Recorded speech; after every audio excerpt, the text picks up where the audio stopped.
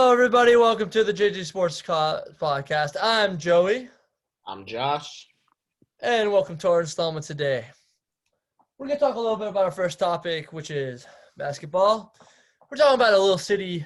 I don't know if you've heard of it. It's called the City of Angels, or in other terms, Los Angeles. This city has been gifted with some quite special gifts during one of our worst moments in history. And that gift is the crown, the creme de la creme, which is a world championship. It first started a few weeks ago with the Los Angeles Lakers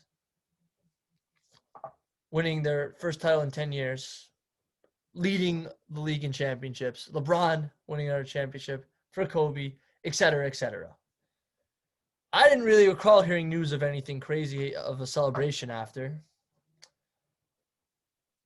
And in terms of basketball, I don't want to say anything else on the matter, frankly. So I'm going to move on to baseball because speaking of LA, the LA Dodgers also won a world championship 2 nights ago.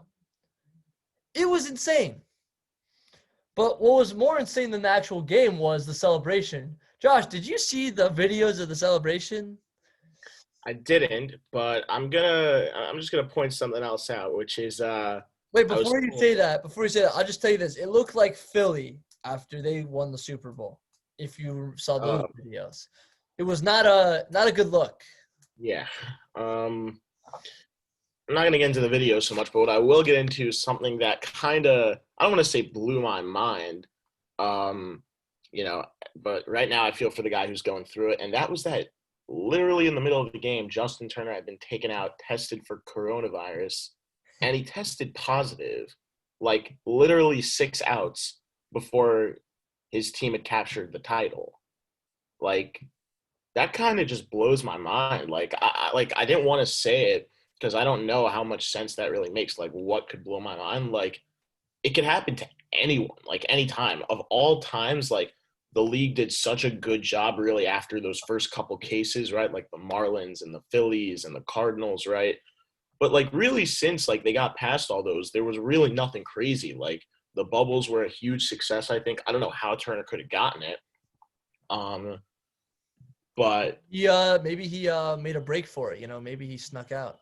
yeah, who knows? I mean, I'm not here to call the guy out. Yeah, I'm a Mets fan and he's a former Met, and like obviously like there have been some hating moments on the guy. But look, no shame, congrats. Obviously I feel for the guy, but it's just kind of weird, with this whole thing, how it's like the most ironic, you expected it in like the least likely of situations when like there are 2 teams left. They've been in the bubble for like a week and a half, right? Because even though the series had only been gone for a week, they had to come, I mean, the Dodgers especially, they were playing at Texas in the NLCS as well. So they had even more time to have been there and not have gone anywhere else, So my only guess would really be that the Rays, someone brought it in, but no one tested positive for them. So I don't know. But yeah, it's kind of crazy how like it happened at the least expected time. It's pretty crazy. But I do want to tip my cap to the Rays on a great season and really defying the odds. I know I predicted them to go far. I predicted them to win it all. And I'll admit, I got the games right, but I got the wrong. You got the win wrong. I think I'd rather get the game wrong than the winner wrong because for the basketball I guessed Lakers, but I guessed in 5. Yeah. Actually in 6. So I think I'm a lot closer than you are. You weren't close at all. Honestly, you are. I'll give it. I'm actually shocked because I know you don't want to talk about the game so much. You want to talk about other baseball news, but let's just talk about this for a second, right? Can I finish my point real quick? Yeah. Sorry. Yeah, so again, tipping the cap to the Rays on a great season. There's no true superstar on that team that really stands out. There are a bunch of solid players who get the job done.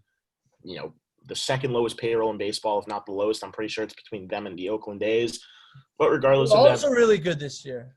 Who are also really good this year, like you could see what they could do with a bare bones operation.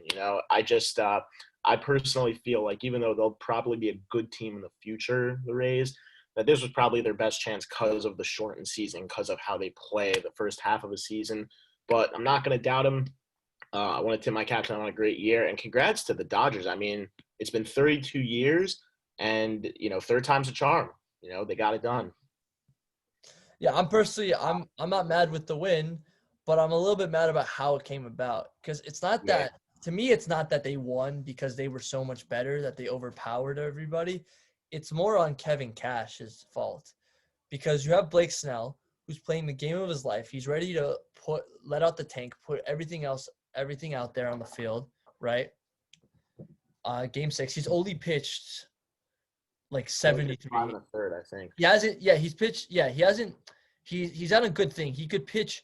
He could have pitched another inning or two, honestly, because 73 pitches, right?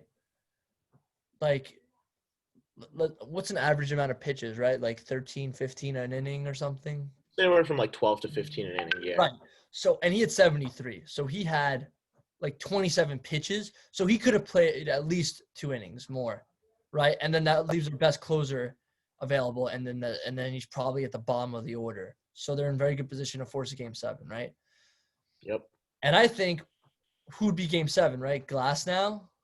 No, Morton. Morton, even better. They'd have Morton. He was untouchable except for Game 3. Like no one, like he had an ERA under 0.6 going into Game 3. Like you're not being Morton. Like if it is close, and I feel like maybe the Dodgers somehow get like a 1-run lead and they force like Kershaw in the 9th, right? And they're like, oh, it's all or nothing, right? Kershaw's gonna force it. He's either gonna blow it or he's gonna win it. He's gonna be there when they win it, But like Kevin Cash just gave him the win because he took out Snell.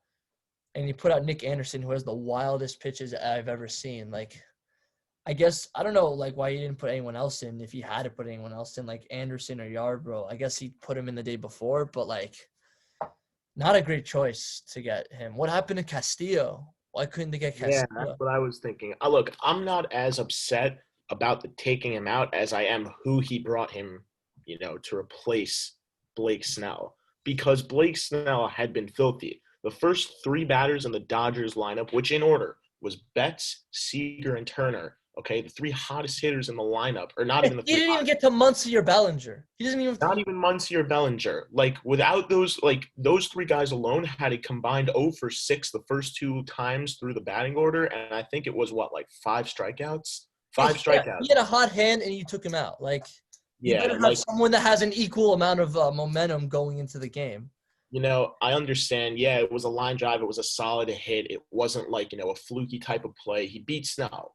Barnes beat Snell on that pitch. But for the guy, I just hate to say it because I love Kevin Cash. He was my favorite manager this year. In my opinion, he's the best manager in baseball just because of how he plays the matchups, right? And what he does with that bare bones operation, that organization gives him, in terms of players to work with, how they're not paying anyone, big bucks on that team. And I got to give him credit, but this is the hardest part for me because if you would have left Snell in, chances are you would have gotten out. And the thing that hurts me even more, look, I understand. You're going to say he's going through the lineup for the 3rd time, and I could get behind that. What I can't get behind is still what he was about to go after. I understand. They'd faced him twice, right? Maybe they're going to turn it around. Maybe those 3 batters who were coming up, right? There was only 1 out, and there was a runner on. Maybe those 3 batters in Betts and Seager and then Turner are going to turn it around against Snell. You never know. But at the same time, the next batter who was going to be faced, which was Mookie Betts, who ended up having the double off of Nick Anderson, okay? Fun fact, okay, to anyone who doesn't know the stats or who didn't know the stats going in at the time, Mookie Betts had worse numbers against left-handed pitchers that postseason and that season than against right-handed pitchers. And not only did you eliminate the left-handed pitcher facing Betts, who Betts has lower numbers and stats against, okay, but rather you also bring in a guy who, name-wise, Nick Anderson, one of the best relievers in baseball. But this postseason has been rough for the guy. I'm not saying, he hasn't blown, games for them really like crazy by any extent this past postseason, but he had given up a run in 6 straight appearances heading into that game. And then you're going to bring in Mookie Betts, and then you're going to bring him in to face Mookie Betts, who has numbers which are way better against right-handed pitchers than left-handed pitchers. I could get behind the basic philosophy, that a righty on righty sounds better than a lefty facing a righty, especially for the third time through the order versus a new pitcher into the game. But I just can't get behind Anderson being the guy that you brought in. So, I don't think that Kevin Cash necessarily lost the game for them, but I don't think that he helped them either in trying to make a move like that. That's my thought on it. I can get behind why he did it. I can't get We all know why he did it. He did it for analytics purposes, but right. But I can't get behind who he brought in. You can't just always go on analytics for both answers for who you take out and who you bring in. You also have to go with your heart. You have to think about it for a second because managers can't just all go on analytics. Because if you go on analytics, you will fail sometimes. It's just bound to happen. Well, this is what I'm going to say to back him up, and nothing more than this. Then this is the last you're going to hear from me on this topic. Is that he did the same thing in Game 7 of the ALCS when he had an opportunity to leave Charlie Morton in there, who was pitching fabulously. The Astros could not touch him. He was through, I think, 5 1/3 or 5 2/3, right? Just the same, right? But he chose to take him out for analytics purposes, and look, it got the job done. They clinched the ALCS that game. It wasn't really. It was right around the same amount of innings that Blake Snell had pitched in this Game 6. Now Snell was having a more dominant game, but it's the same idea. So that's all I have to say. It worked once. I think that's because the pitching on the Astros side wasn't a factor, right? You could still have faith in your own lineup to hit off those guys, right? Even in a Game 7, because there's no Verlander, so there's no real safety net. But here, the guys they faced that they faced later on in the game were guys who they beat up on in Game 2 and in Game 4. They beat up on Urias. Not on Urias. He was the only guy. I'm saying though. I'm saying people like that. They beat up on May. They beat up on Gratterall. His name is, I think. Cruzar. Yeah, he's not. Cruzar. Yeah, exactly. Yeah. No, so and on Pedro Baez also. No, but I'm talking about Gonsolin. I'm talking about Gonsolin. No, but okay, yeah, it's true. But really, the only name that they didn't was on Urias, and it happened to be the biggest pitcher the Dodgers had the whole game. But that's what I'm saying. The Astros, in my opinion, didn't have somebody like that on their team that could prevent runs at that point. He wasn't in the game yet. That's why I don't mind it as much. Urias only came into the game late.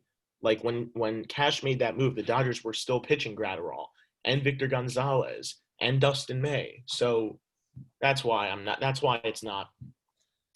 That's why I'm. You think if Kershaw went in, it would have went to 7? As much as memes tell a story sometimes. If a picture's worth 1,000 words, how much? Yeah, I did not think that the Rays were going to lose Game 5 once I heard Kershaw was on the mound. And you know what? They made it close. I mean, they tied the game with or no, they didn't tie the game. Sorry. They got within 1, and they had the momentum, and Margot tried to steal home. And Muncy, in my opinion, made the play of the series because if he doesn't tell Kershaw that Margot's coming home, that game is tied. Who knows what happens? Then there's only 1 out. Sorry. There were 2 outs at the time. But then the inning continues. You still have, I think it was Kevin Kiermaier at the plate, who, by the way, had an incredible series for Tampa Bay. A lot of people gave him a lot of crap for being in the 8 spot and 9 spot and how he's only, really known for his defensive play, which might be true. But I think that you could have made a case that if the Rays would have won, that he may have very well been the World Series MVP. Who? Kevin Kiermaier, if the Rays would have won. I hear you, but there's no chance I am putting him over Randy Rosarina. Okay. No, that's fair. Guy. That's valid. We don't know. That guy was like Juan Soto on steroids. Right. We don't know what would have happened. We don't know what would have happened. For all we know, Kiermaier could have been terrible the last 2 games or the last game. And Randy Rosarina could have gone off and hit another 4 home runs. But still, You probably could have. So with that being said, I'm not making a strong pitch that he had to have been, but Kiermaier had a wonderful series for the Rays, and I feel like I know that he's into his career quite a bit at this point. He's been playing for years already, but I think that honestly, I only think he's getting better with age. Almost like a guy like Verlander, just he's not a pitcher. The guy plays elite defense. He's arguably the best defensive outfielder in the game, and if you had a guy who, if he could swing the bat all regular season the way he did in the World Series, and even at certain times in the playoffs this past postseason, you have yourself a great player right there. So Sure. anyway, but Yeah, yeah, like that was a listen, little off they're not gonna have like problems other team have when they win a championship, because that usually is the biggest problem is contracts. Yeah. But they're not gonna have that problem. Their problem, the only problem they will have, is the schedule. If the Yeah. schedule is 162, I do not see them going this far again. It's going to be very hard because they're going to have to be, unless it's expanded playoffs, then it probably won't make a difference.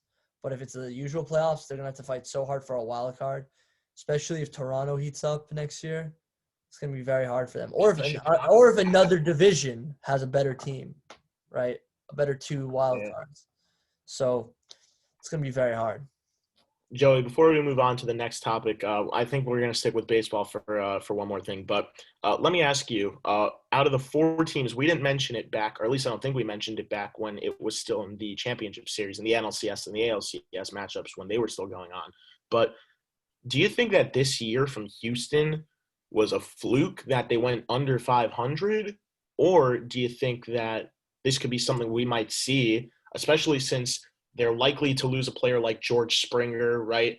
Verlander is, I don't know how his injury is doing. I don't know what the deal with Zach Greinke is. They're going to have people, though, who are going to want to get paid and that are going to be deserving of it. I mean, they're not paying Springer. They can't. He's going to somewhere else. I'll play devil's advocate for a second, and I'll say, oh, it's 60 games. There were injuries, blah, blah, blah. Okay, now here's my real answer. Okay? I don't give a crap what your situation is. There were expanded playoffs this year. Okay? Which means you wouldn't even have been in the playoffs. You would not have been in the playoffs. Okay, I hate to say this, I hate to cut you off right there, but by that logic, so would the Yankees. The Yankees would not have made the playoffs in a normal year. Both the Chicago White Sox and the Cleveland Indians would have been the wild card spots. That's what would have happened. Okay. They both would have been in the playoffs over them. I'm just saying. Okay. I don't think that's true, but okay. It is true. Look at the records. If you look at the records, I'm gonna share my screen and I'm gonna show you the standings. Right? Oh wait, yeah, I can't share my screen. If you could share, I'll look it up later, but I don't think that's true. But it doesn't matter. I'm not talking about the Yankees. No, I'm just saying. I'm talking about the Astros. Okay. Yep. And second of all, the Astros didn't have injury woes like the Yankees did. Nobody did. That's another thing that people have to remember. I'm sick of people. They did for a good part of the season. Really? Did all of your starters get injured at the same time? Not all of them. First of all, why are you saying all of your starters? Judge, you're starting right fielder. Stanton, you're starting left fielder. DJ was injured at one point. Starting second baseman. Glaber at the same time. Starting shortstop. And Gio, you're starting third baseman. And even though he played, he still was injured. Luke Voigt played on a broken leg. So that's everybody except your center fielder. And there were some people on the Rays. Morton was out for a period. Yes, but they weren't all out at the same time. They weren't out.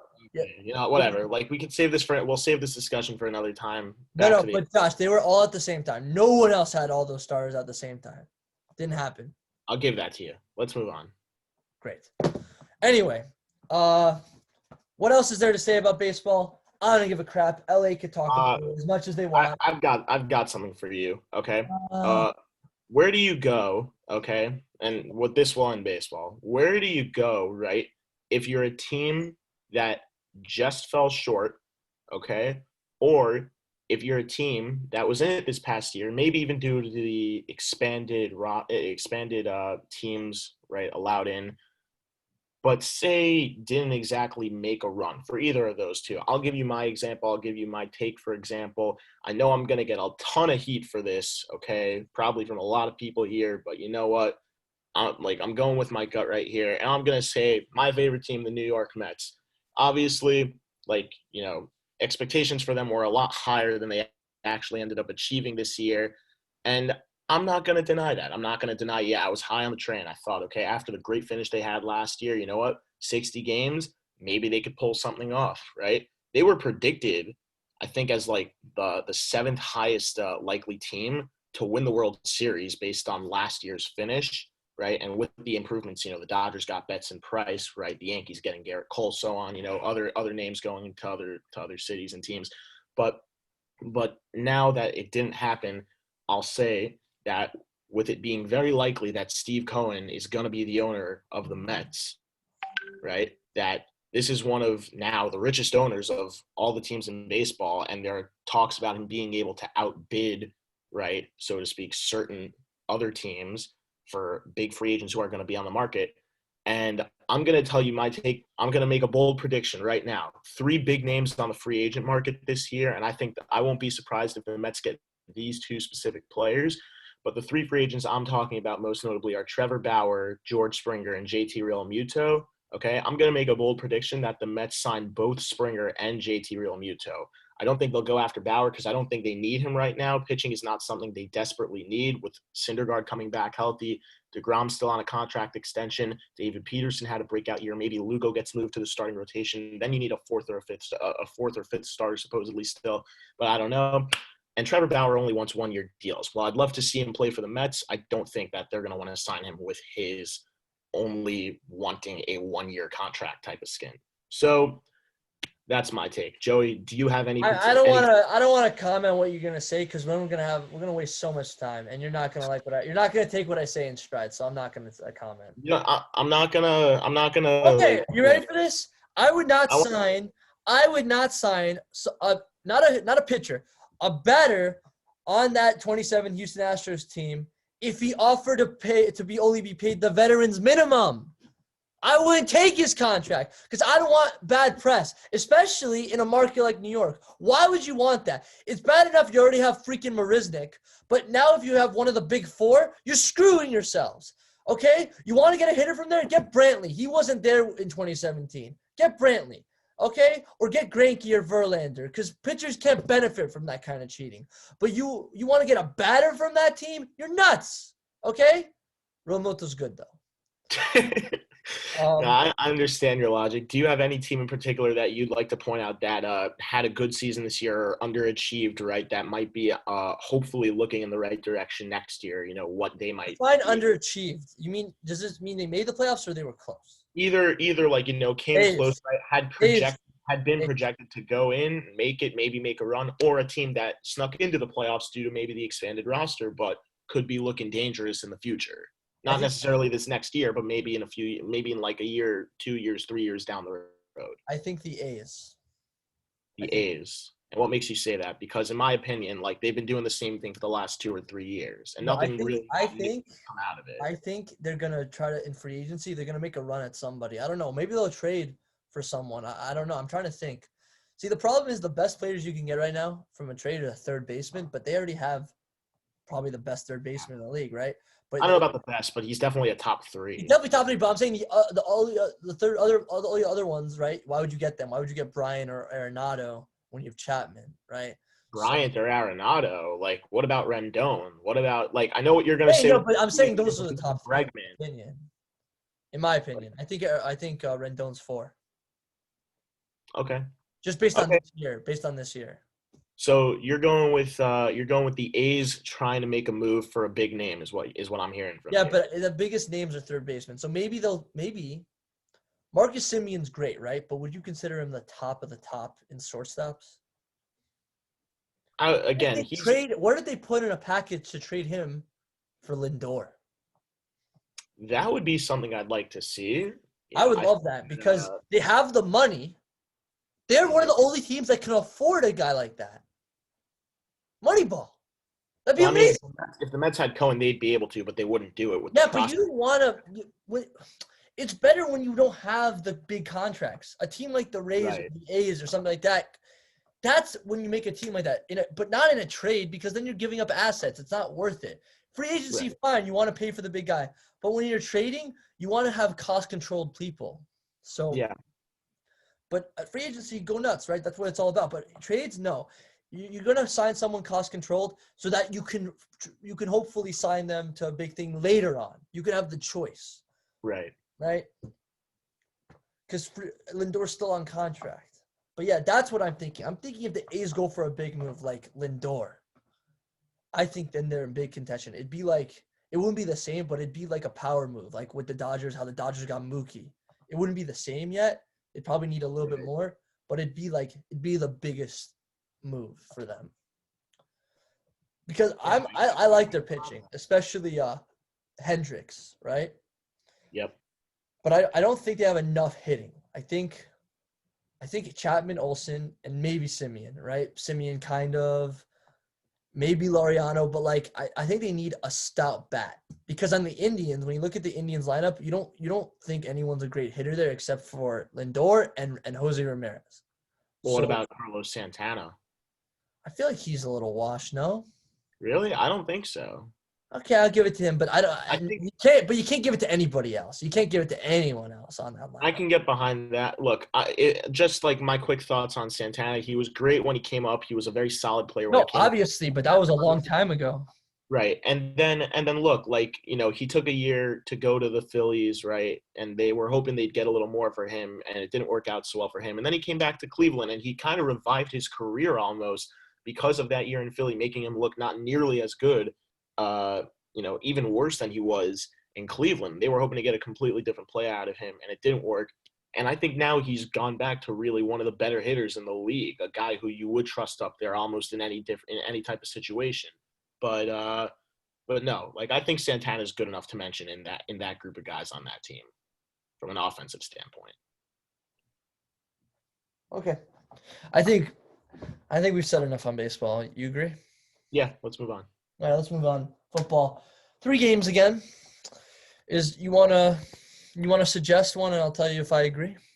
Yeah, I think that number one had to be Seahawks Cardinals. Yes! It's not close. Like, with all due respect to the other teams who gave us great games this past week, I don't think it's close. No one expected – I shouldn't say no one, but many people, I'm sure, expected the Seahawks to win that game, even in Arizona, because we didn't know exactly how legitimate a team Arizona had proven to be. I mean, they beat the 49ers. I'll give them that. But other than that, like, who else did they beat? They beat the Jets. Like, okay, I hate to say it. Yeah, that's like a wash, though. Like, who cares? Who else did they beat? They beat the Cowboys. Like, no, that's already 3 of the 4 wins they had. That's already 2 of the 4 wins they had.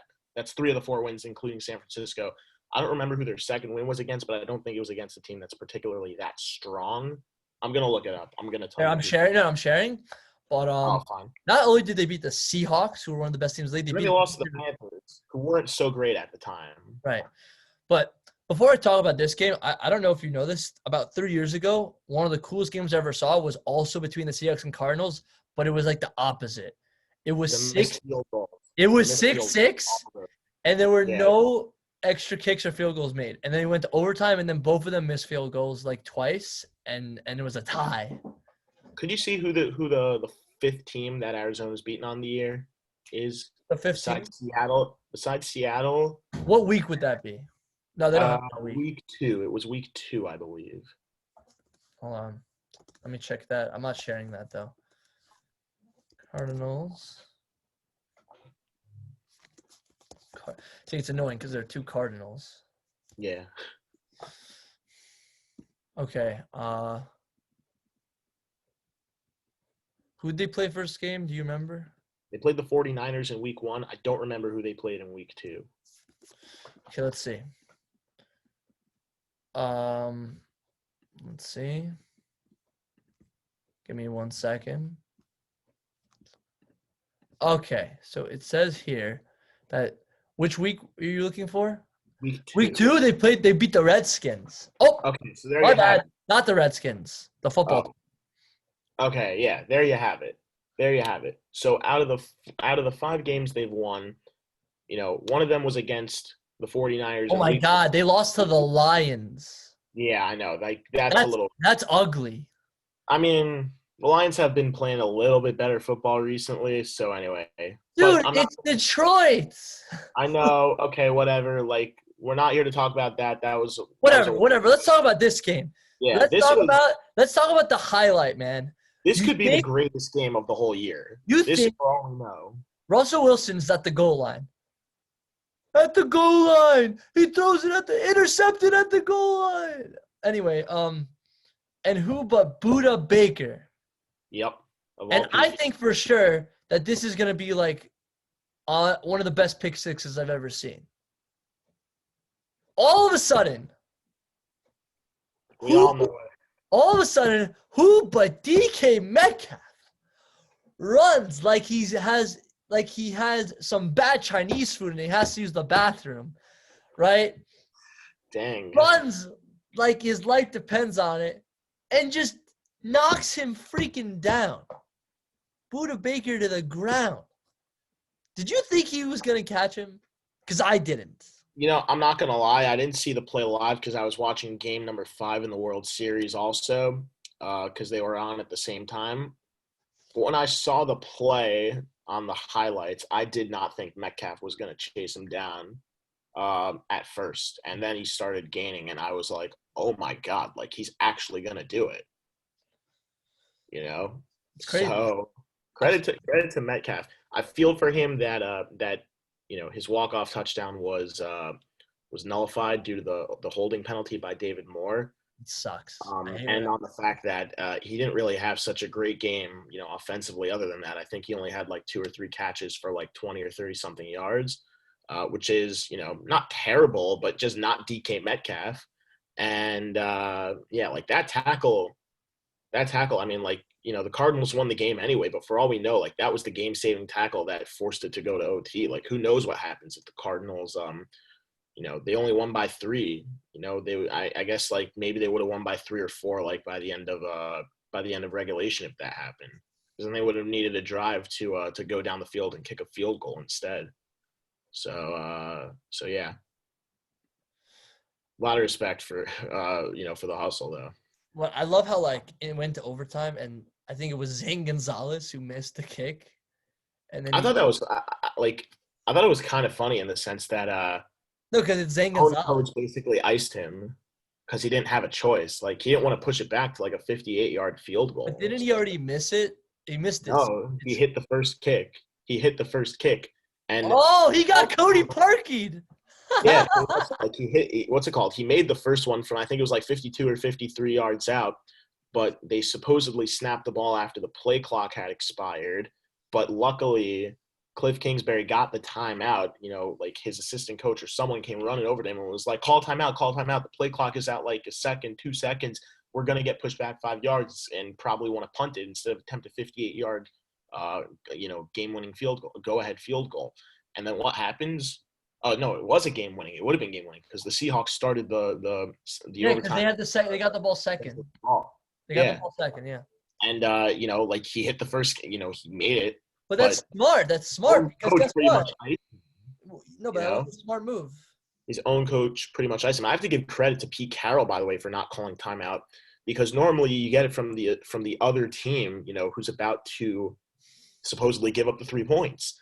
But I'm sure he was, you know, he's a good coach. He's one of the better, if not, you know, one of the best coaches in the league. He's been for a while. His reputation's ruined probably.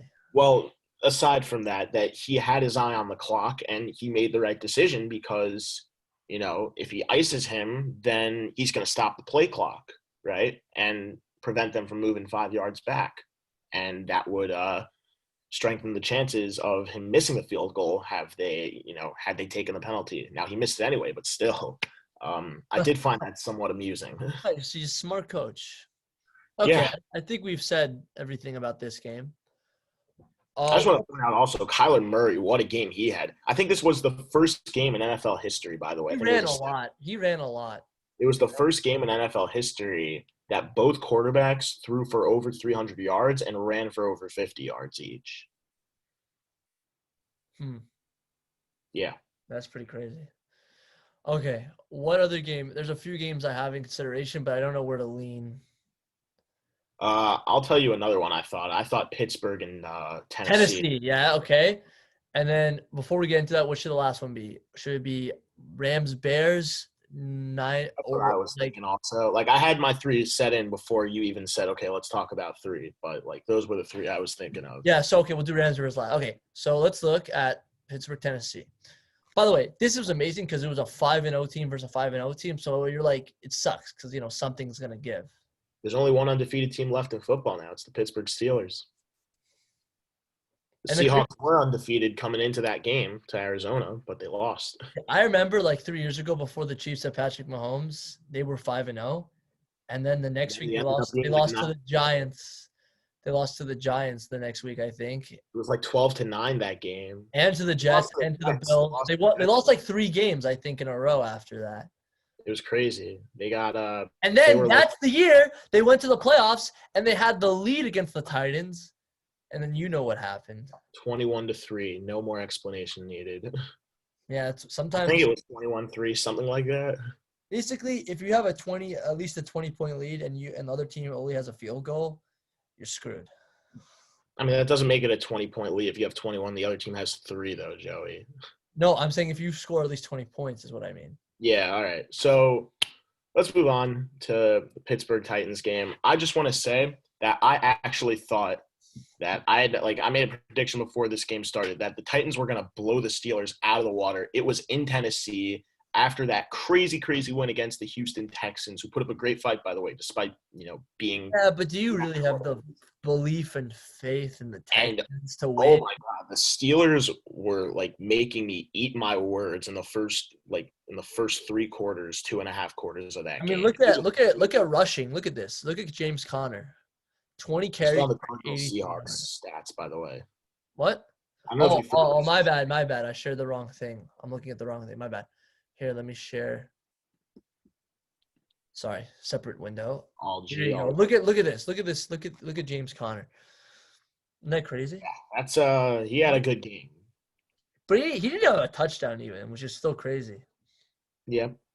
I thought for sure that it's crazy when your own guy outrushes Derrick Henry. That's crazy. Same amount of carries, but more yards. It's pretty nuts. Yeah, that's I was expecting a monster game again from Derrick Henry. I don't think he would have done the same thing he did to Houston. He had more time to do it to the Texans because they went to extra time. But 75 yards is still a respectable showing, but for a guy like Derrick Henry, it's almost slightly underwhelming. I think the problem is we've overrated Derrick Henry. Not overrated. We've put him on such a high pedestal because of how amazing and how much he went above our expectations in the playoffs last year. Well, I mean, compare him to last week, and this does not look good at all because he had over 200 yards last week. He didn't even break 100. He didn't even break 80. Forget about even 200, even 100, even 80 yards he didn't break. 75 yards and a touchdown is a respectable showing still. Just for Derrick Henry, it feels a little underwhelming. You're expecting a guy I think he was the rushing champion. I know last year he was. I think even the year before he might have been, as he really started to rip team to shreds. I mean, this game he probably still could win. Outside of this game, he probably could still win the rushing title. Oh, of course he will. Of course he could. I won't be surprised by it. This is an outlier, so yeah. Yeah, not even close. I won't be surprised. I think the problem everyone had was just in the AFC Championship game, it was you can't stop Henry. You can't stop Henry. But guess what? Certain teams, not all teams, can stop Henry's if they have one thing. If they can stop the run on defense. Exactly. There are teams that can do that, like the Chiefs. One of the best teams I know that can do that is the Steelers. When you have edge rushers like TJ Watt and what's his name? Oh my God, I forget his name. The other guy on the other side. What's his name? Do you remember his name? I don't remember. Hold on, let me look. I don't remember his name. TJ Watt and where's his name? Oh, this is gonna bother me. Oh, where is it? Is it Hayden? I think that. No. It's a guy in the line. I forgot his name. Maybe he's injured. Could be my bad. But another person is Hayward. I like Hayward. Why is James Conner on the defensive? That's weird. I have absolutely no idea. Wait, maybe. No, I'm trying to think. He had one tackle. What? How did he have a tackle? Maybe they brought him in. I mean, look, Deontay Johnson's also there. That's true. That's weird. There's a special teams also. I don't know. Yeah, whatever. I think at the end of the day, I love Vrabel, but he's a very he has big balls. You know what I mean? Sometimes it just doesn't. He's like a riverboat himself.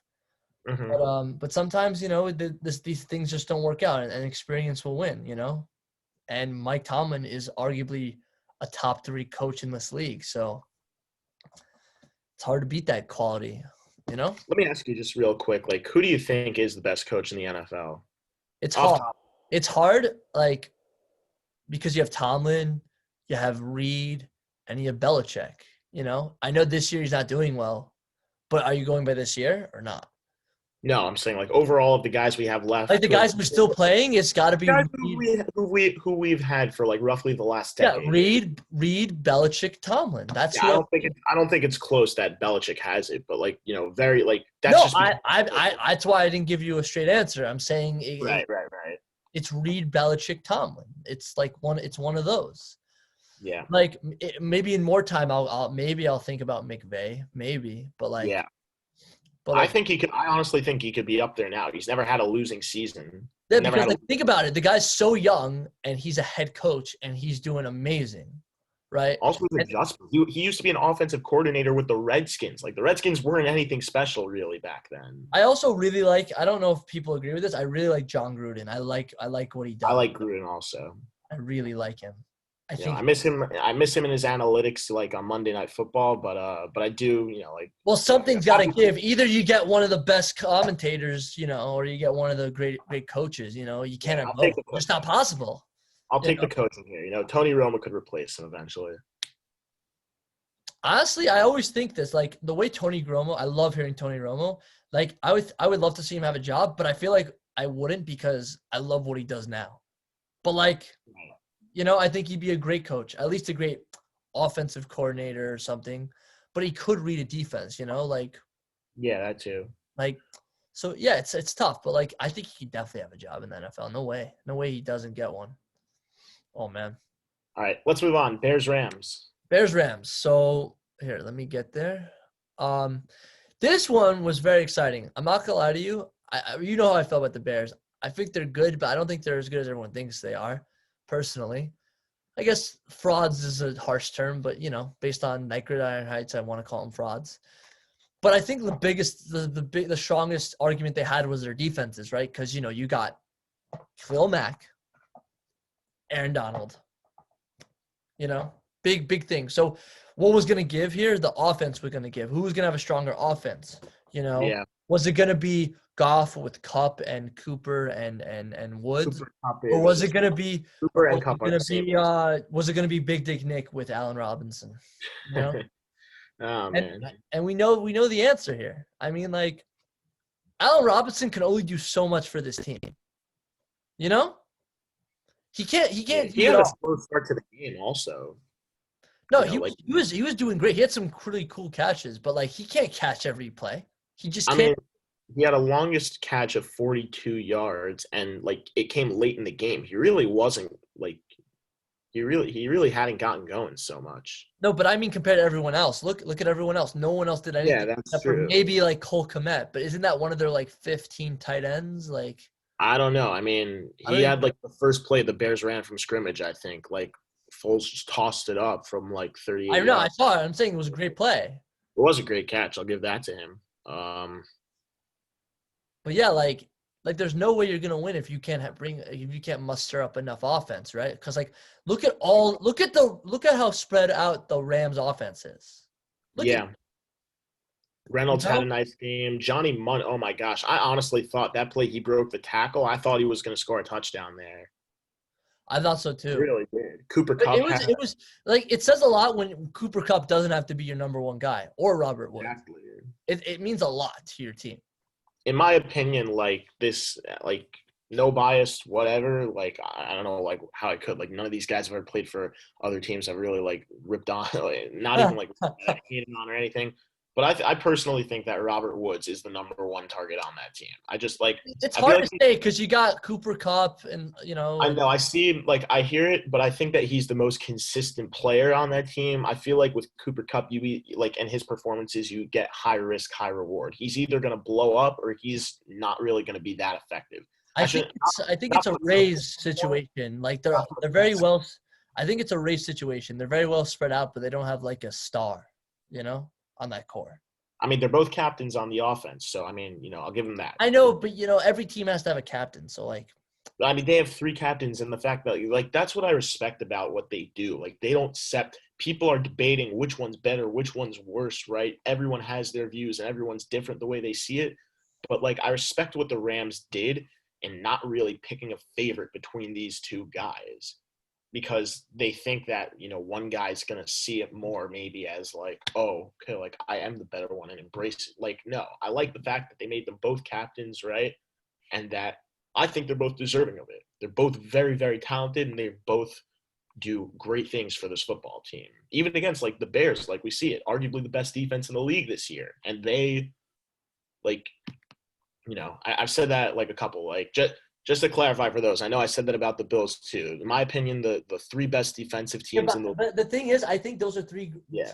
teams that always had amazing defenses, but never a great team. Right. So like that's why I'm saying. But still, like the Rams defense, like, still plays very well. I mean, like Jalen Ramsey had some really, really nice plays. Aaron Donald, went hard all day long against Let's look at that. Let's look at that. Bears offensive line. Let's look at this. Let's see. Rockers 2 also. sacks by Leonard Floyd. I don't even know who that is. But when your team averages altogether like 4 or 5 sacks, 4 sacks. Yep. That's pretty crazy. Like Goff got sacked 4 times. That's insane. And let's see if there are. The thing that's kind of shocking for me is that Khalil Mack though only had 1 sack. It's also, funny. I think you had that stat wrong. You mean the Rams had 4 sacks on Nick Foles? Because I only see 1 sack, and that's in the column of Khalil Mack. No, that's what I'm saying. I'm saying the Rams had 4 sacks. Oh, I thought you said Goff got sacked 4 times. I meant the other way around. Foles. I meant Foles got sacked 4 Got you. No, Goff got sacked once by Mack. That's crazy. Yeah, that was it. That's insane. They did a good job really containing him. Also, Akeem Hicks, like he it's not necessarily on him, but he had a lot of penalties in the game. I think he had like 3, 4, 5 penalties. I mean, that's the easiest way to give away a game. Yeah. Stupid penalties. And then Jalen Ramsey, I know no sacks, but he had a really good he had some really big plays in the game. Where's interceptions? I don't see that. I think if you maybe like scroll to the right, maybe it's there. If there's a way to do that. No, there's no thing. Okay. I don't know. Maybe if you go down, maybe it'll be. If you look at like the quarterback stats, I'm sure they'll say like how many picks, but I don't know how to find. Yeah, but it's not gonna say who had the picks. So Goff had no picks. Yeah. And Foles. Goff had 2 touchdowns and no picks, and Foles had no touchdowns and 2 picks. 2 picks. Yep. Damn. The only touchdown the Bears scored was a defensive touchdown. Also. Right. Exactly. Okay, before we move on, I want to just make a quick rant. We've had 3 championships so far, and the team's either been from Texas, California, or Florida. So if I have a team from either side that's from Texas, Florida, or California in the Super Bowl, I'm gonna be pissed. Okay? So no Rams, no Chargers, no Niners, no Raiders, no Texans, no Cowboys, no Jaguars, no Dolphins, and no Buccaneers. Especially not the Buccaneers, because Tampa itself has already been in 2 things, and Tampa Buccaneers host the Super Bowl this year. I don't want that. Too messy. And I definitely don't want LA, specifically not LA. So definitely not Chargers or Rams. I'm pissed. They have enough. They've had enough. Okay. I just want to say that a player we really didn't talk about, now that I see it on the side here with this video of Sean McVay, but I feel like arguably the best player on the game for the Rams could have been Johnny Hekker. Johnny Hekker. By the way, did you watch that Super Bowl? Perfection all night long. Did you watch the Super Bowl between the Rams and the Patriots? I did. So I watched that live. We stayed up. Right. And the funniest thing I came out of it, I'm like, if somehow the Rams win this game, Johnny Hecker's going to be. He is not going to Aaron Donald or Goff. It's going to Johnny Hekker, because this dude has punted the best punts I've ever seen in my life. He is in my opinion, he's the best. No, he is the best punter in the league. He is. Yeah, I know that's not much to say. A punter's a punter, but he's the best punter. Is Prater a punter? No, he's a kicker. No, because it just sounds like a punter name. Anyway, but yeah, he's the best punter in the league. He's so good. Okay, let's go to hockey. So in terms of hockey, what are we talking about, Josh? Because I mean, we could just talk about who else is still out there on the free agency market if you want. Well, I mean, I had my ideas for what we could do, so I'm going to pitch them to you. Let's see what you think. All right, what do you got? So I think that we should go over, obviously, like free agency has been well underway, and, training camps and all that, teams are going to start practicing underratedly. I don't know if it's really underrated, but people have been paying so much attention, right, to the back end of what's been going on, like just after the Stanley Cup Finals ended, and all the big free agent names on the market who have been signed or could still be signed, right, and trades and everything. But I think something that people are kind of forgetting in all this is that the NHL season starts in roughly 2 months, assuming that it's going to happen. It's scheduled to start on New Year's, January 1st, and we're like 2-3 days away. So you want to talk about the team's outlook, the offseason outlook, meaning what teams are going to be scary, what teams are going to be in the basement, stuff like that. I don't necessarily the basement, but teams that are definitely scary. I think that's one thing we should cover. Teams that were not exactly so competitive last year, but have seemed to make some nice improvements. I don't think that they'll necessarily be insanely competitive this year, but at least, definitely better than they were the previous year. And on top of that, I want to mention something real quick. This is going to be the shortest bit of this segment in hockey, which is that real quick, the Ottawa Senators did make an acquisition today. They made an acquisition. They signed Alex Galchenyuk. And I think, with that being said, that was the only thing. But in terms of free agent signings, but in terms of teams, right, that could look scary or that were in the so-called basement last year, that I think we should start with them since they're on the table. So here's an idea I have, okay? So I like this website. This website tells you the possible line combinations of a team. So why don't we just we do every team quickly, Yeah, I'm good with that. And I think to cap it off, maybe we can make some early really bold predictions for the year, Joey. Oh, when you say bold, do you mean like sad stuff like injuries or like what? Or like No, like outcomes. Like breakout. Not anything injury related, like So breakouts. Yeah, kind of like that. Okay, so let's start with the Ducks. Let's start with the Ducks. Okay, fine. So we're looking at a first line of Silverberg, Henrique, Raquel. Not bad. I like that. I like that. I like that. Solid line.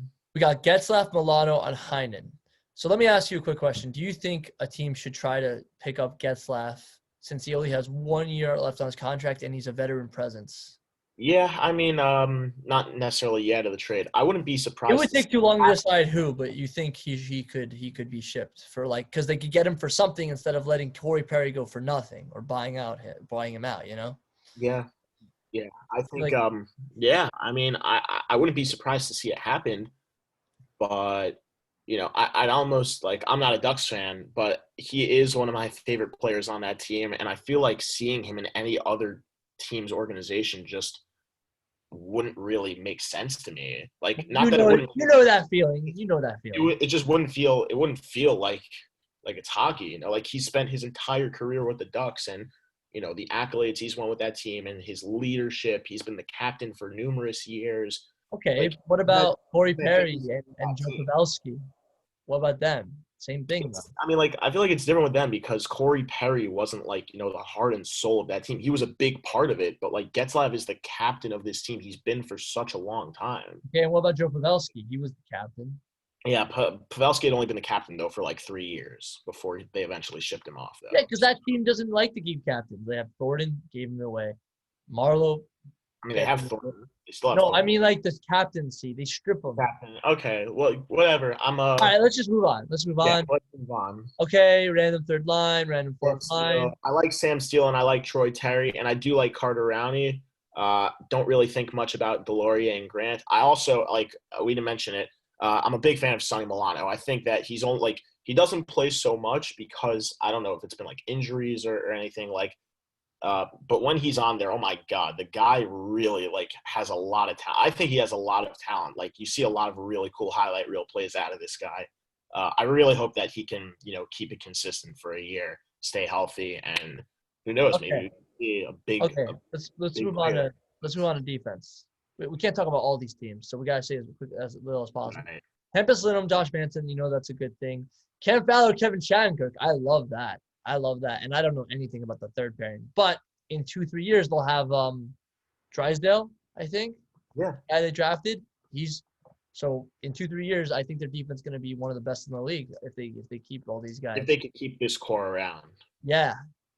Yep. So bold prediction. They will make the playoffs this year. I feel like we should do all the teams first before we make bold predictions. No, I'm just doing each by one because I'm gonna forget who's on the team and stuff. So my bold prediction is that they'll make. All right, I'm gonna finish mine up after then. Fair enough. I mean, you're gonna have to say a lot of things at once, you know. I think I'll be fine. Okay, sure. Okay, Christian Dvorak. I like Nick Schmaltz. Good. Kessel, Stefan Kleller. Two of those guys are old, so maybe yes, maybe no. Well, I mean, look, this is a young team. You Keller. need some veteran presence. So hold on, this stupid ad. Okay, but yeah, but you can't get wrong. Keller, their third thing, nothing. I also love Garland. Garland's I think he's got a lot to show still. I like the addition of Tyler Pitlick on the fourth line. He's a good depth piece, I think. He was a nice pickup for the Flyers last year. I think that he can continue. He's good for the fourth line. Okay, and then their defense. We all know how solid their defense is. You know, they got Ekman Larson, Demers, Yalmerson, and Goligoski. Yeah. So and then Chigrin's young also. Like Chigrin, I feel like we've yet to see the best from him. I think that he could still play a very solid role. Okay, my bold for them is they do not make the playoffs. They don't make the playoffs. Okay. They do not make the playoffs. Yes. Okay, Boston. I feel like you got to go more than bold with just like making the playoffs. I feel like maybe like yeah, but I'm doing it for every team. So right. The more I think the teams I know the best, I'll make better things. You know. Okay, that's fair. Okay, Brad Marchand, Pradesh Bergeron, David Pastrnak. Okay, I just want to point something out real quick. Pastrnak is injured. He's going to be out for the first 4 to 5 months. So, just saying. Okay, Pasha, Krejci, DeBrusk is as good as anyone in the NHL. Pasha, Krejci, DeBrusk, Craig Smith, Charlie Coyle. DeBrusk is young. Krejci is a veteran presence. I like the addition. I like the Smith signing a lot. Very big. He's going to help to fill in for Pasternak's injury, which is why I like that pickup. Wagner, Corrali, Ritchie. All young players. So my bold prediction is not playoff related. It will be that Craig Smith is going to have career highs in goals and points this year, especially since he's playing on that top line. But I'll also just look at the defense quickly. I don't know if he's playing on that top line necessarily, but he's going to do a lot of the depth backing up wise for Pastrnak. I don't know if he's going to be that specific role, but he might. Either way. But if he's playing with it depends who he's playing with. But he's playing with Bergeron for sure. If he's playing with he could have. But if he's playing with Krejci, he has a good chance too. Yep. Krejci's amazing. All right, you're gonna love this one. Buffalo Sabres, Taylor Hall, Jack Eichel, Victor Olofsson. That is a nice line. Eric Stahl, Dylan Cousins. Wait a second. Somebody's missing from here. Where isn't Reinhardt supposed to be here? Yeah, why is he on the third line and on the second line? I have no idea.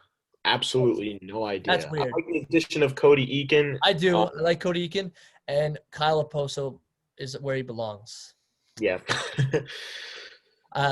Thins I've always liked. I don't know about Aline is great. Aline's good. Montour's. I like Montour. I like Kristalainen. I think McCabe's a good pickup, and I don't know anything about Joe. I don't even know how to say his name. Okay, my bold prediction is I have to make this one playoffs related, that the Buffalo Sabres will not make the playoffs again. That's my prediction for the Buffalo. I'm gonna make a bold prediction on this team that doesn't have to do with the playoffs. I'm gonna make it right now because it doesn't really affect the outcome. But I'm gonna say Ristolainen gets traded in the middle of the year. Don't know to who, but I think he's gone mid-year. Okay, I like that. All right, Calgary Flames. This is one of the most exciting ones because I had a lot of high hopes for this team, especially in the playoffs. I thought they could have maybe beat the Stars. You know, they had leads and they blew it. Yep. So, but yeah, I love the first line. Gaudreau. I love the first two lines. I think they're perfect. And that third line was probably the biggest factor in how they could have won, which was Lucic, Ryan, and Dubé. Bennett and Dubé. and then you have Derek Ryan and right. So and they picked up Simone, who I actually like. I like Nordstrom also on that team. Yeah, so that's a very well-rounded team. So the question is, so I have a different type of bold prediction I'll get to in a second, but look at their defense. They got Giordano and Tanev, so we have to hope Tanev's up to form because his contract's a little horrendous. You also lost TJ Brody. Keep that in. But you did That's get a big loss, but you got Tanev, but he's not the same. But still, I like Hannafin and Anderson. I can't say anything about the bottom two. Yeah. So here's my bold prediction. One or both following will be traded at the deadline. Noah Hannafin or Johnny Gaudreau. One of them will be traded. Maybe you click this video out on the bottom right, by the way, because it's blocking some other things, I think. Sorry. It's the great one. You don't like the great one? No, I mean, he's up here too, but he's blocking names down there. It's just one of those things. It comes down sometimes when you scroll down. Okay, Carolina Hurricanes. Not gonna lie to you, I feel like their run was a little bit of they were kind of exposed, especially since I lost to Boston, who didn't even have Rask. So, but yeah, you can't deny the power of the first line. That top line is deadly. The solidity of the second line. Now they have Fost with Stahl and Fogle, so now that makes the third line a lot more deadly than it was before. And nothing crazy about the fourth line. I think Dzingel's pretty good, and I like McGinn. I have nothing to say about Geeky. I like their defense a lot. I'm always a fan of. I love their defense, though. I think they have a great defense. Slavin and Hamilton, Shea and Pesci, Gardner, Fleury. That defense is so good. And Edmonton's not there anymore. I forgot about that. Right.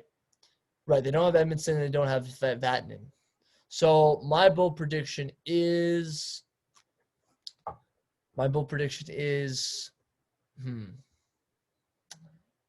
Fast and Shea are regress. That's the only negative I'm doing, and you know why. Okay. Anyway, Chicago. We all know how this is gonna go. We got Kubalik, Taves, DeBrincat. Can't argue with that. Very solid. You got Kane and Doc. And I don't know how great Doc is as of now. I think he's. I like the idea of Kane playing. I like the idea of Kane not on that first line because Doc is only in his second year now. No, I'm saying it's a pick your poison type thing. For years. No, I like it. It's a pick your poison type thing. But what I don't know is why this guy Suter is on the left wing instead of someone else. I do like the pickup of Matthias Janmark and Lucas Wallmark also. I know, but those are depth guys. They need somebody in the top six. This Suter guy is not going to do it for me. And then, I'm saying, from the depth point, I do like it. And then with their defense, I actually think it's regressed a ton. You have Keith, but whatever. I like Boquist. Zadorov's nothing special. Murphy's all right. Dahan. I mean, Zadorov is young, though. He's a big body. He's a physical presence. I like I think it's definitely an improvement. No, it's an improvement, but, who'd you have before? Oily Mata? Trevor Daley?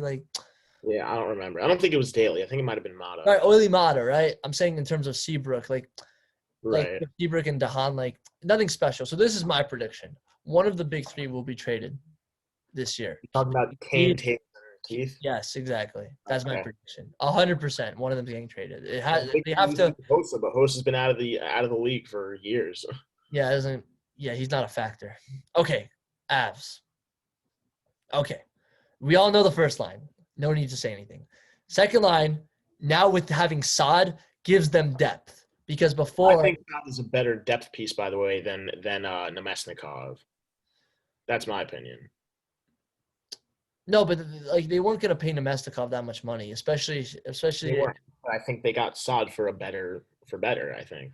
I'm saying they got a cheaper deal out of trading for Saad. I'm saying I think Saad is the better player. Anyway, yeah, I like their second line a lot. We all know how good, how solid their third line was with Joe Strong, Skoy Confer, and their fourth line was also really solid too. All good guys. So now what comes into play is their defense. We know this: Ryan Graves, Kel McCarr, Eric Johnson, Sam Girard, Devin Taves, Ian Cole. So the question is: this is my bold prediction. Two predictions. Number one, the Avs are going to win the Stanley Cup. And I think it's bold just because they're not by far the best team. They're up there, but they're not by far the best. And number two, they're going to trade Ian Cole at the deadline because that dude, I don't know. Those are my predictions for that team. Okay. Columbus. They had an interesting offseason, to say the least for now. Okay, Columbus. Who doesn't love that first line? Very deadly.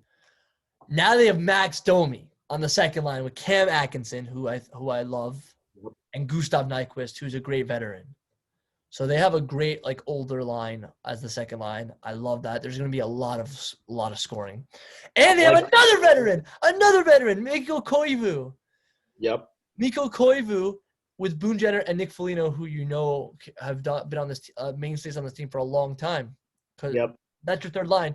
So now the question is, can their fourth line give any support? Because I've heard of Foodie, but I don't know if he's that great. And Nash used to be great, but is he still good? I think Nash is still a very good fourth. Okay, it could be. Nothing to say about the first line. Best defensive pairing in the league, in my opinion. That or Yossi and Ellis. I can't say what Gretzky and Jones are. I just can't. They're up there, but I don't think they're number one. So who do you think it is, Yossi and Ellis? I think Yossi and Ellis does surpass them. And to even some extent, I think that that the Penguins with Letang and Schultz even might. Nah, I wouldn't put Schultz on the same level. Really? I like him a lot, but he's not elite. I know Letang is, right? Okay, fine. Okay.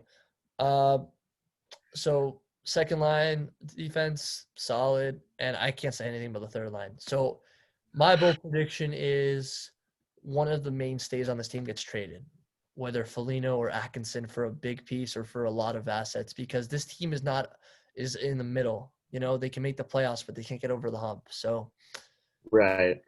Yeah, one of those guys like Foligno or Atkinson or something, one of the mainstays gets traded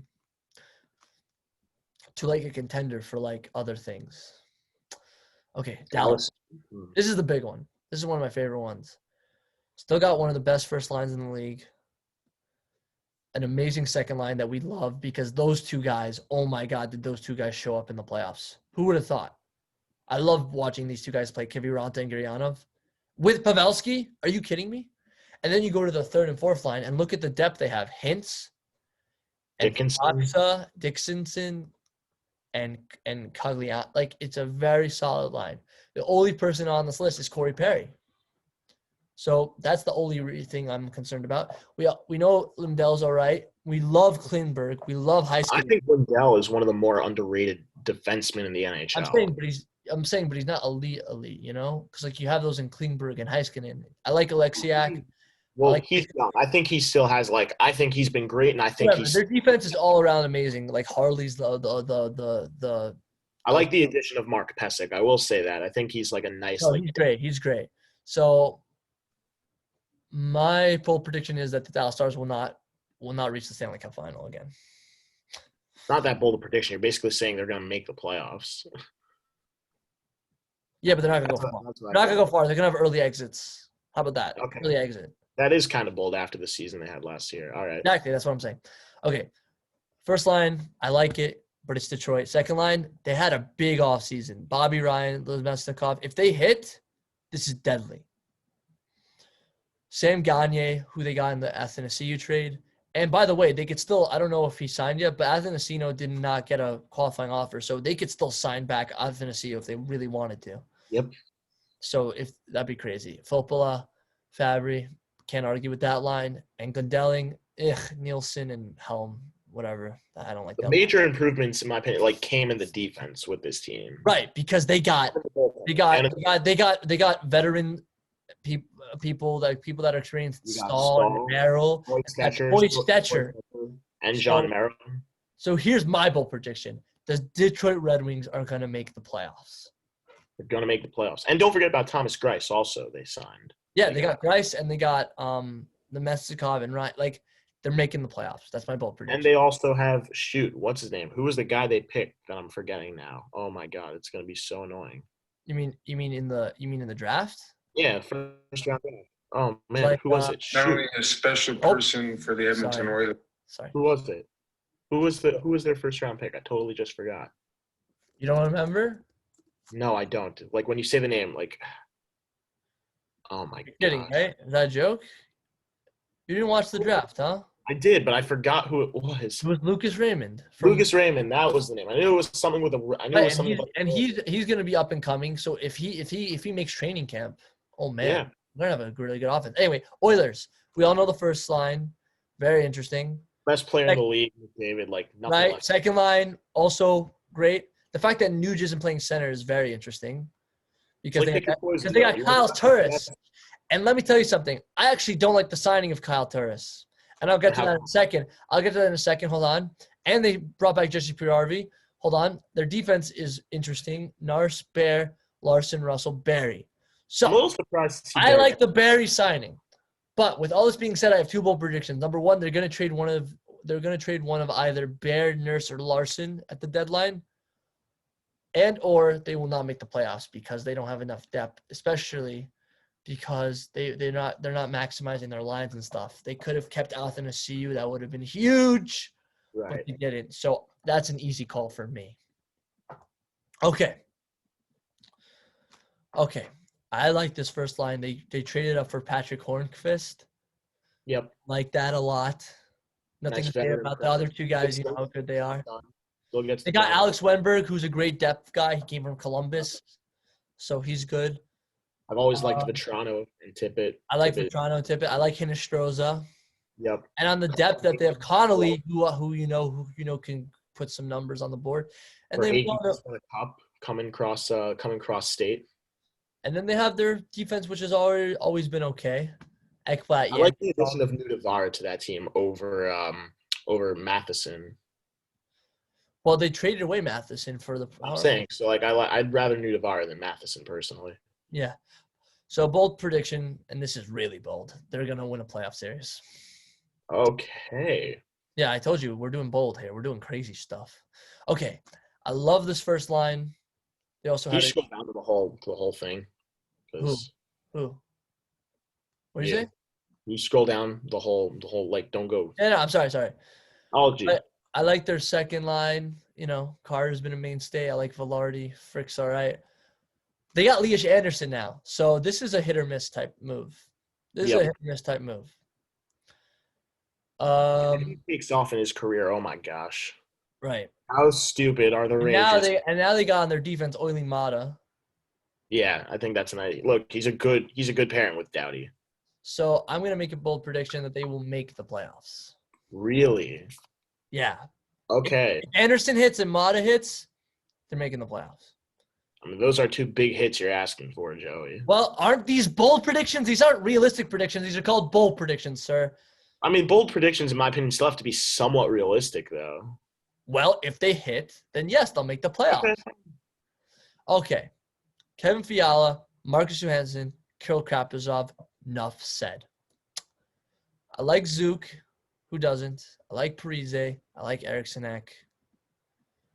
I like Bukset. They got Bonino, who's a great depth guy. You know, I was on the Penguins teams. And they got Jordan Greenway. Very solid signing. Yeah. And they have Ryan Hartman, who, remember, it was a big deal 2 years ago. He got traded from Chicago to Nashville, so they must have thought something of him. They got Victor Rask, who we've heard of before, and Foligno, who we've heard of before. So they have names on this team. Who doesn't love their defense? Who does not love their defense, man? Suter, Spurgeon, they're great. Dumba. And then, very, very good. So good. And so this is my prediction. Now that they have Talbot, again, if he hits, they will win a playoff series. Okay. Yeah. You got mine. All right, here's the big one. They had a really nice offseason. They've had it. It's not over. Take a look at this. Brendan Gallagher, Philip Thomas Tatar. Wow. Josh Anderson. That's great. Nick Suzuki. Tyler Toffoli. That's Joel Armia. Deshaun Kotkaniemi. Jonathan Drouin. Arturi Lehkonen. Paul Byron. The only guy I can't speak of is a center. I don't know him. Ben Sherratt, Shea Weber, was good. They got Jeff Petrie, which was big. They got Edmonton, who could be very important. Brett Kulak, I think, could still have and Romanov could break out. Yeah. So my bold prediction is the Canadians are the team that's going to face off against the Avalanche in the Stanley Cup. They will make it to the Stanley Cup. Okay. That's my bold prediction. Okay. Predators. Victor Arvidsson, Ryan Johansson, Philip Forsberg. Enough said. Yep. Matthew Shane. I like Matt Duchene. I can't speak for the other guys. I've heard of Tolvanen. I heard he's solid.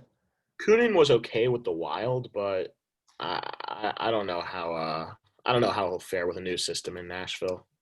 I've heard of Grimaldi and Yarncroc. They used to be very solid for this team. They probably still are. Nick Cousins. There were good depth pieces back in 2016-17. I like Nick Cousins on this I team. like him. Richardson. He's also from Coyotes, right? Yeah. Also big pickup. I like Colton Sissons. I've always have. Always And what can you say about this defense? Oh, my God. Yeah. Yossi, This is Ellis, almost. Ekholm, Fabro, and Matt Benning. Like, wow. I like Borowiecki. He's a big physical presence on that team. Like, I'm a big fan. I'm a big fan of this team. This team. So I can't do a playoff prediction. In my opinion, just like specifically talking about this team's defense, if you scroll down a little bit, like I'll try to break it down. At least this is what I see. Yossi and Ellis are two very solid defensemen who can pitch in a lot of offense, right? They have, and I don't think they'll stop. Matthias Ekholm and Dante Fabro. Ekholm could pitch in some offense. Fabro could pitch in some offense. They're kind of like evened out. They could all be the offense men. Like they could also like Yossi and Ellis are like the highest offense. Then you go down a little bit more defensive maybe on the side of Matthias Ekholm and Dante Fabro. And then Matt Benning and Borowiecki are just bodies who all they do is like crush everything in sight. Like that's basically it. Like I don't think you could have a better defensive breakdown than the one Nashville has. My bold prediction is that Matt Duchene goes back to old form again. He becomes a good player again. All right, Devils. I'm going to skip these ones. I'm going to go really quickly because I don't care for these teams. First line solid. Whatever. I like Gusev, but I don't know. I'll tell you, I will admit this. They had good good pickups in what's his name? In Ryan Murray, Corey Crawford, and who was the offenseman they got? I forgot who it was. Was it Gusev? No, Andreas Janssen. All good pickups. I will make a prediction that they might make the playoffs. I don't really care. Really? Okay. Maybe. I don't know. I don't really give a crap about this team. Okay. Okay. I'm also gonna skim this one. Okay. First line. Islanders have had a bit of a weaker offseason. I'll admit. Yeah. They have the biggest cap problem. They have the top 3 cap issues, so they're gonna get screwed. They haven't done much. That's all. That's all it really is for me. They can't afford to. Them and the Lightning are gonna have to get rid of people. Anyway, First line, whatever. Is good. Yeah. Second line. Okay. Blah blah blah. Okay. That third line. By the way. Pelech and Dobson. Everyone likes. Blah blah blah. I love that. Not that third. Bold prediction: they won't make the playoffs. Bold prediction: they won't make the playoffs. I'm going to do Rangers last. Okay. Ottawa Senators. Sorry, I didn't want to do those two. Okay. All right. Brady Tkachuk, Josh Norris. I'm getting that enough. I think this is a huge signing for the Senators. I think the Senators have had one of the best. Like I said it at the beginning when all we did was mention Alex Galchenyuk. I don't know if they put him on this list already, but I think that the Senators had a really nice offseason. They got Matt Murray. They got Evgeny Dadonov. Who else did they get? There were 2 other names that they got. They got Galchenyuk. They got Artem Anisimov. I like their defense a lot. I like Shabbat. I like Zaitsev, Brandstrom, and Gabranson. Oh, Matt Murray also. Matt Murray, yeah. And Tim Stutzel was the other guy. Stützle. They drafted Tim Stützle. The guy they drafted. So my bold prediction is that Stützle is going to make the opening day lineup. Okay. Like to see him there.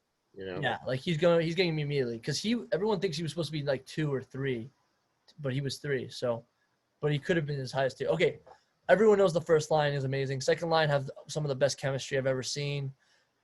James and Reeves, I like Farabee. I like Raffle and Lawton. I love their defense. Provorov, Sanheim, Gustafsson, and Braun. My bold prediction is that they will trade Van Riemsdyk at the deadline. Because seems like a reasonable thing to do for them. Yeah.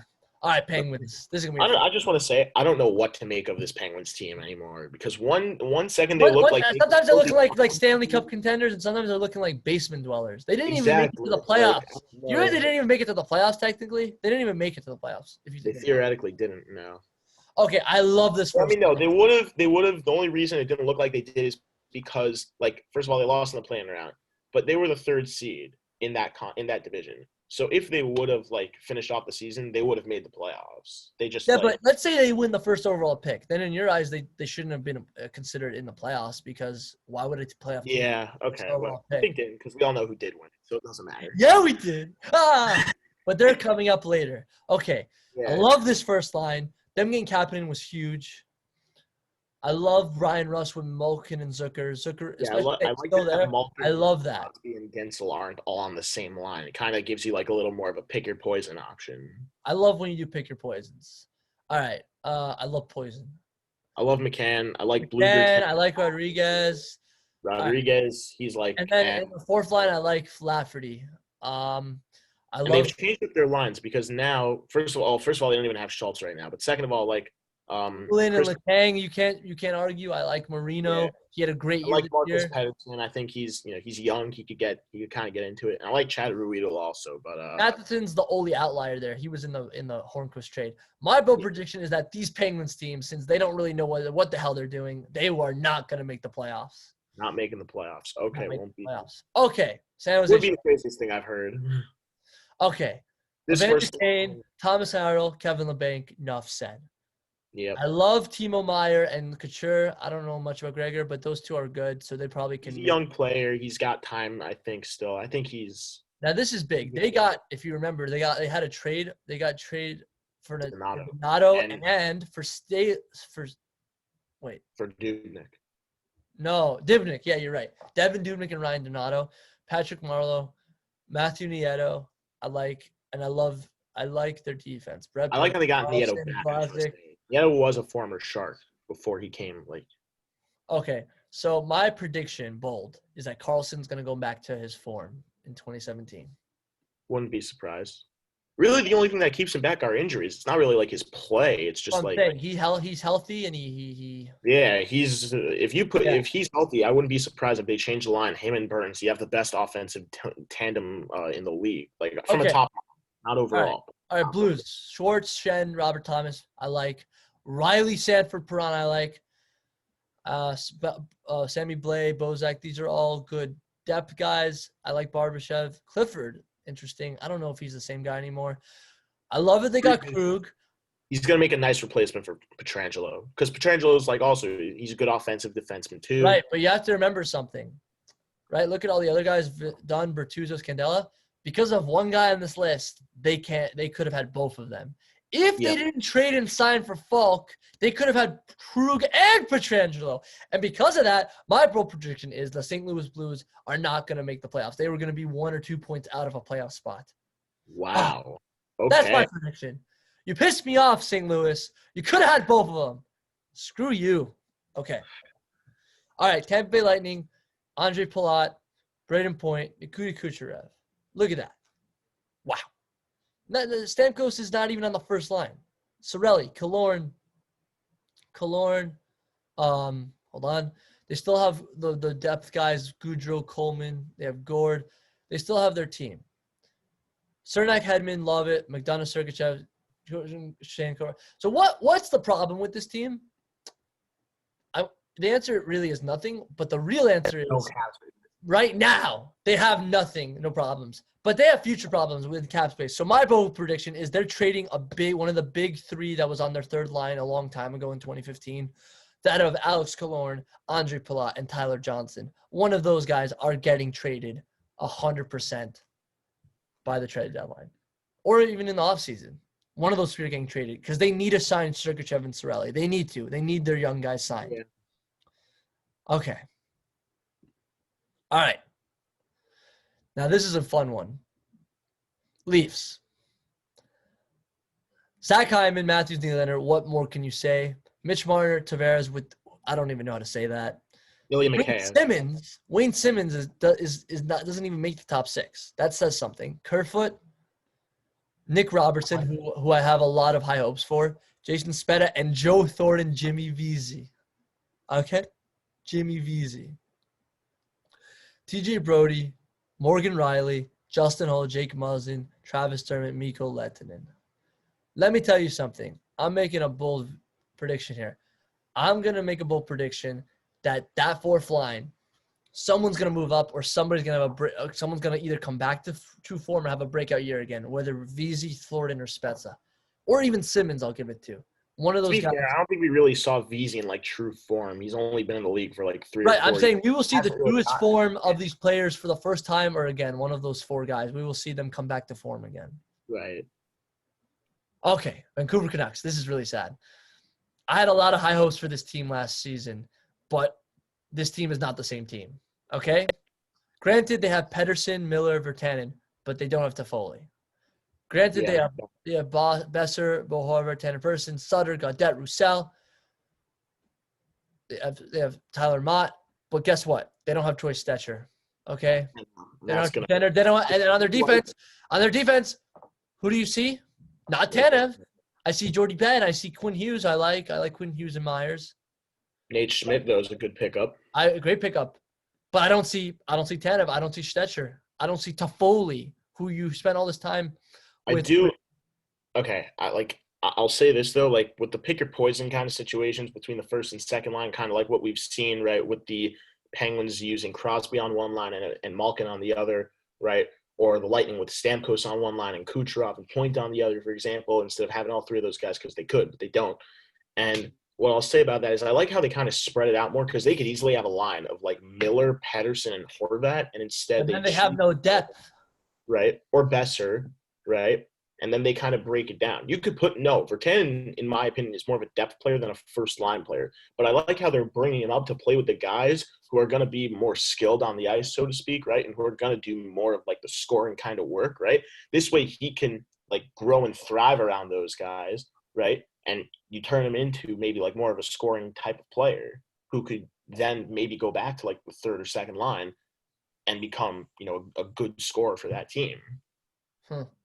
And doing the same, like, Besser and Horvat have already established themselves like that in the league. So then you're going to pair them with, I didn't see who it was because now you're on the Golden Knights, but another guy on that second line who might not have always been there. True. My bold prediction is they will get eliminated early exit from the playoffs. I don't think they can go all the way. Okay, Knights. What can you say about the first line? And what can you say about the second line? Granted, no Stastny. Right, but still but I still have Cody Glass, who I really love. I love him. Stone and Pacioretty have returned back to form after that rough first year. Well, not even a rough year for Stone, but Pacioretty kind of in his first year with Vegas, like he only started to produce a little more like later on in the year and in the playoffs. He wasn't really like the Max Pacioretty we've been used to seeing. And they have the perfect guys quarterbacking their third and fourth line, and Alex Tuck and Ryan Reeves. I love Nick Waugh. I love Tomas Nosek. Like they got Pietrangelo. And Pietrangelo. And who I know you lost Nate Schmidt, but still. And who in all honesty, who would take Nate Schmidt over Pietrangelo? You wouldn't. They got McNabb. They got Shea Theodore and Alec Martinez. They got Whitecloud, who's been all right except for some gaps, and they got Holden. So good. Whitecloud's going to be so good. And honestly, I didn't mention this, but who doesn't love Ryan Reeves, the way he just goes out there and smashes everything in sight? Like, who doesn't love that? All right. Unless you're the opposing team, but still. Here's my bold prediction. Alex Tuck, I don't know how this is going to work, but he's going to have a breakout year. He's going to have career highs and everything, and he's going to move up to the top 6. I don't know who he's going to replace, but probably Pacioretty. But, he's going to – maybe Cody Glass. Yeah. Well, maybe if he can play center, then he's gonna replace Cody Glass. He's gonna okay. We have 3 teams left. Okay.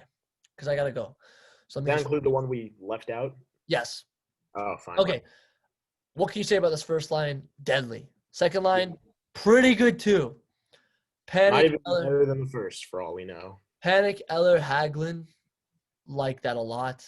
I love Eller. I love Hagelin.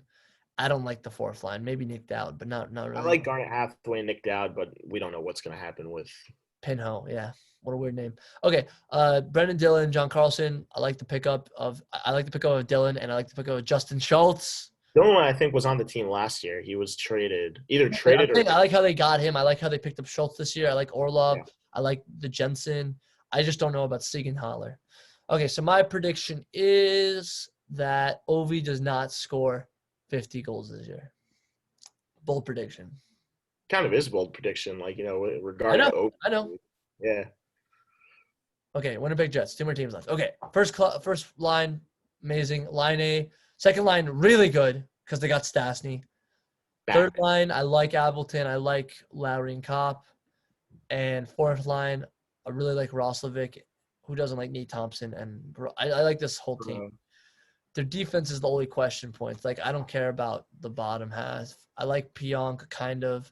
I like Morrissey and DeMello. They don't really have a defense anymore. They don't have Trouba anymore. They don't have Bufflin anymore. So because of that, I'm going to make a bold prediction that this team actually doesn't make the playoffs because they don't have a defense, in my opinion. Yeah. Okay.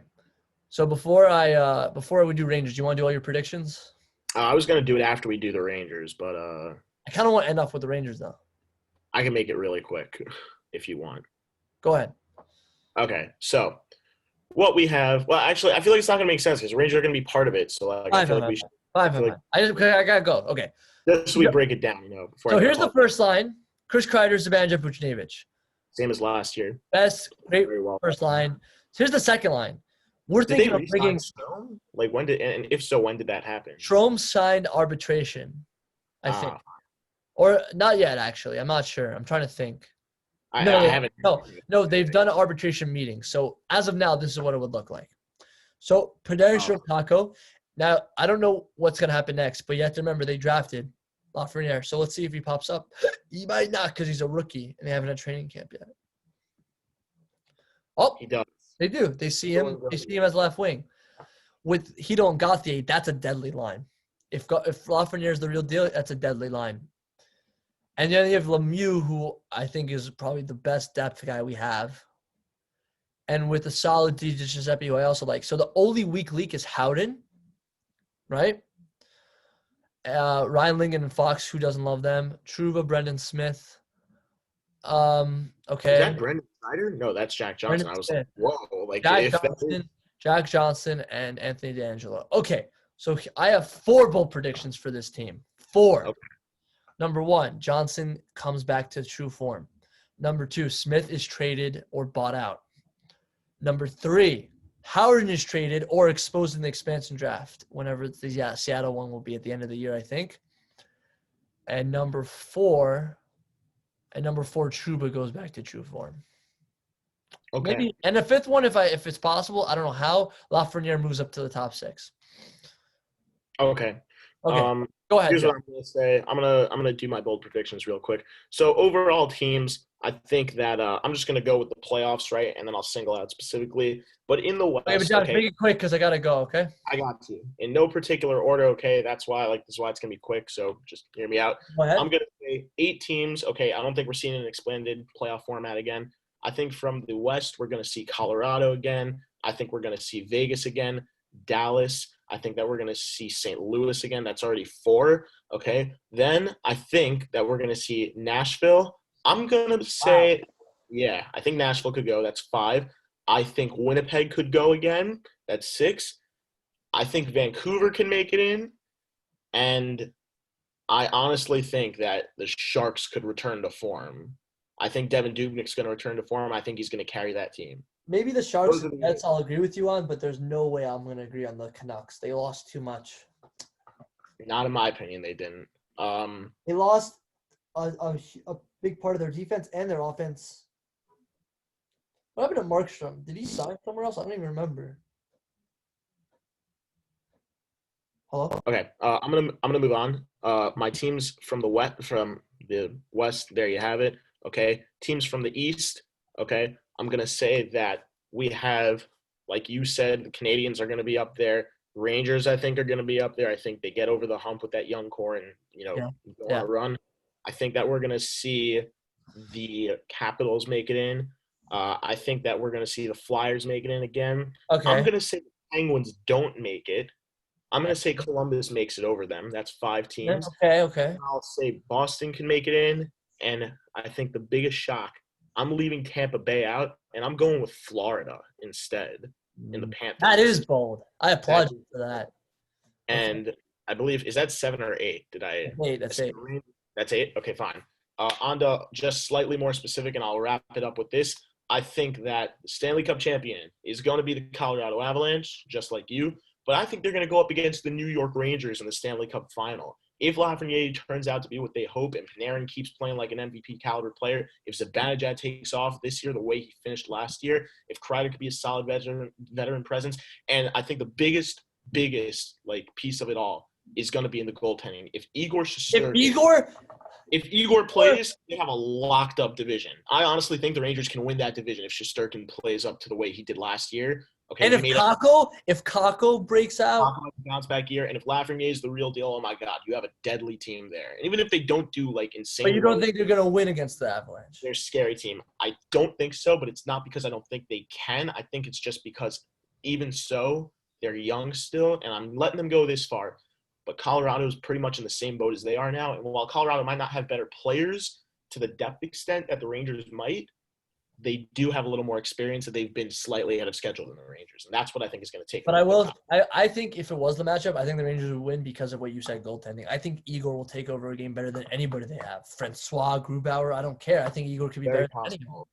On to slightly more specific, I'm going to say the Avalanche, to wrap it up, win the President's Trophy. I'm going to say the Rangers get the top seed in the Eastern Conference. They win their division. I'm going to predict 50 wins for the Rangers, 54 for the Avs, to be more specific. And then I'm also going to say, just for the awards on what we're getting specifically, I'll say Cale Makar wins a Norris Trophy this year. I'm going to say Lafreniere wins the Calder with at least 90 points. And to wrap it all up, Nathan McKinnon's the Hart Trophy winner. Those are my predictions. What about the Vezina? I think Vezina will go to what if it goes to Vezina? This is going to be interesting. Year. I think the Vezina is going to Carter Hart of the Philadelphia Flyers, but I'm gonna make this is the last thing I'm gonna say. Henrik Lundqvist, okay, I miss him dearly as a Rangers fan. The comeback. But I think not only is he coming back, I think he's gonna have 41 wins on the dot, hit the 500 wins mark, and move into third place all time on the all-time goalie wins list. That's really bold. That is really bold. I told you, bold predictions, way too early. But why don't we make it really bold? Let's take it. The Rangers play the Capitals in the first round, and Henrik Lundqvist beats them. No, but I'm saying I'm not talking about the matchups except for the finals. Anything else, Well, anyway, that's all the time we have today. Please like and subscribe or whatever, or don't. I don't care. Anyway, have a great day. We'll see you.